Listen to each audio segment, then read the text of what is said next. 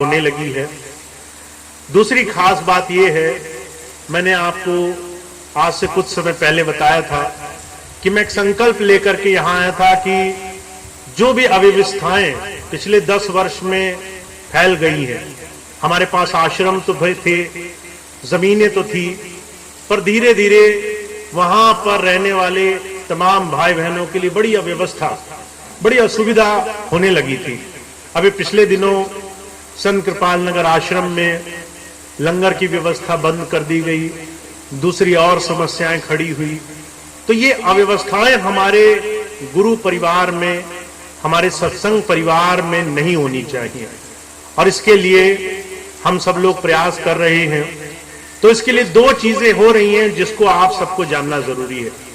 पहली चीज तो ये, जो भाई बहन सेवा कार्यों में बढ़ चढ़ करके स्वामी जी के नाम को या फिर उनके आश्रम व्यवस्था को फिर से बहुत सुंदर ढंग से करना चाहते हैं, वो अब हमारे साथ लग करके सेवा के मिशन में बढ़ रहे हैं।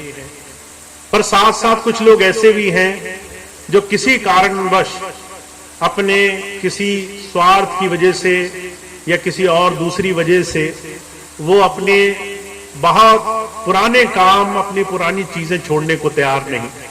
वो प्रयास कर रहे हैं कि आश्रमों में सत्संग न हो, वो प्रयास कर रहे हैं कि लोग जो आश्रमों में रहते हैं वो परेशान हो, उन्हें तकलीफें हो, उनको असुविधाएं बढ़ती जाएं। तो ऐसे लोगों को अब प्यार से समझाने की जो समय सीमा थी वो काफी हद तक समाप्त हो चुकी है। तो अगर आपको ऐसी खबर सुनाई दे कि पुराने कुछ लोग ऐसे हैं जिन पर कुछ कार्रवाइयां हो रही हैं, प्रशासनिक कार्रवाइयां हो रही हैं, तो आप लोग मन पक्का कर ले कि जिसने कहीं ना कहीं गलत काम में हाथ डाला तो उसको कहीं ना कहीं उसका भुगतान तो देना ही पड़ेगा।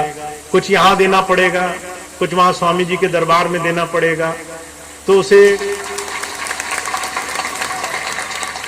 तो अगर आपको इस बीच में कोई कुछ भी कहता है कि संडीला आश्रम में इस वक्त कार्रवाई हो रही है, कुछ लोगों के खिलाफ सख्त कदम उठाए गए हैं, प्रशासनिक तौर से कुछ हो रहा है, तो अब आप इसको समय की मांग समझ लीजिए कि जो 10 वर्ष में नहीं मान पाया, पिछले 1 वर्ष में लगकर भी नहीं मान पाया, तो अब वो प्यार से शायद मानेगा नहीं।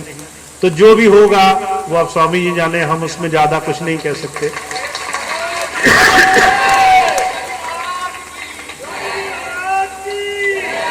बस एक चीज का आप ध्यान रखें, जो भी हो रहा है वो इस वक्त पूरी व्यवस्था के अनुरूप हो रहा है। अब इसमें से 2 ही चीज निकलेंगी आगे। पहली चीज, वो सत्संगी भाई बहन निकलेंगे जो निस्वार्थ भाव से जुड़े थे, जिन्हें गुरु जी के पास सिर्फ एक ही स्वार्थ था कि हम गुरु जी से कुछ सीख लें, और वो गुरु के पास उनकी दया मेहर की एक आस लेकर आए थे। वो भाई बहन तो जुड़े रहेंगे। जो भाई बहन सोच रहे थे कि गुरु जी की नजर इधर बचे उधर बचे और वो कहीं से कुछ अपना स्वार्थ सिद्ध कर ले भौतिक रूप में, तो उनको कष्ट हो रहा है। तो आप इस चीज को इस तरह से समझ लें कि जिसने जो मांगा उसको वही मिल रहा है।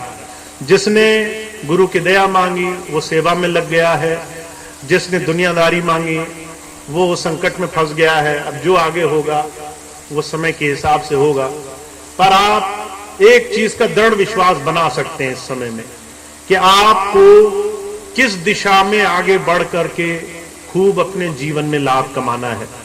तो सेवा के अनुष्ठान फिर से अब शुरू हो रहे हैं। इस बार लखनऊ आश्रम में भी समर्पित सेवादार भाई बहन जुड़ रहे हैं।